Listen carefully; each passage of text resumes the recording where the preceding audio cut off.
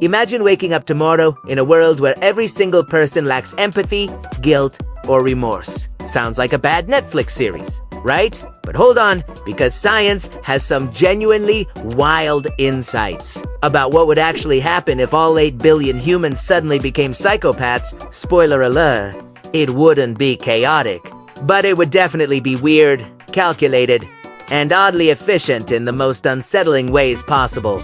First, let's get our facts straight. Clinical psychopathy affects about 1% of the general population. It's characterized by shallow emotions, lack of empathy, manipulative behavior, and impulsivity. Psychopaths aren't all serial killers lurking in dark alleys, contrary to what Hollywood wants you to believe. Many are actually CEOs, surgeons, or lawyers thriving in high-pressure environments where emotional detachment is a superpower. So if everyone became a psychopath, we wouldn't necessarily descend into murder chaos. But we definitely see some bizarre shifts in how society operates. Let's talk economics and power structures, because this is where things get fascinatingly dystopian. In our current world, psychopaths often rise to positions of power because they're willing to make ruthless decisions without emotional baggage. But if everyone had these traits, the competitive advantage disappears entirely. Research suggests that psychopaths succeed partly because they exploit the empathy and trust of others.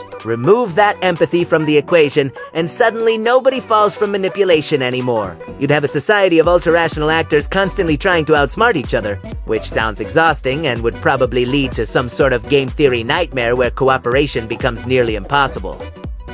Now, here's where neuroscience gets interesting. The psychopathic brain shows reduced activity in areas like the amygdala and prefrontal cortex, regions responsible for emotional processing and moral decision-making. Without genuine emotional bonds, long-term relationships, families, and social cohesion would crumble. Studies show that even psychopaths form shallow attachments based on utility rather than affection. So your all-psychopath world would probably look like everyone constantly networking at a conference that never ends, where every conversation is transactional and nobody actually likes each other. Romantic relationships would be strategic partnerships at best, and raising children would become a cold calculation of genetic investment versus personal benefit. But wait, there's a plot twist that behavioral scientists love to point out. Human civilization was built on cooperation, trust, and shared emotional experiences. Our ability to feel guilt and empathy isn't just some annoying bug in the system. It's actually the feature that allowed us to create complex societies, arts, and cultures.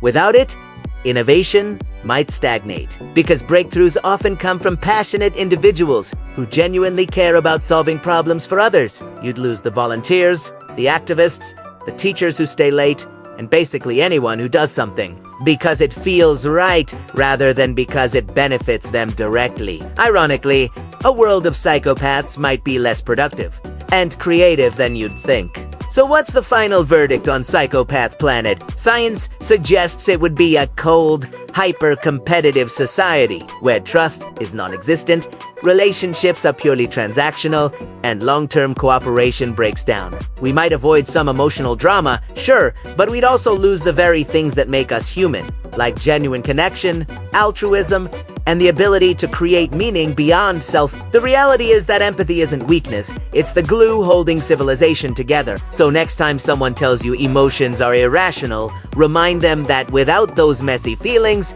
we'd all just be very bored, very lonely robots in expensive suits trying to scam each other at every turn.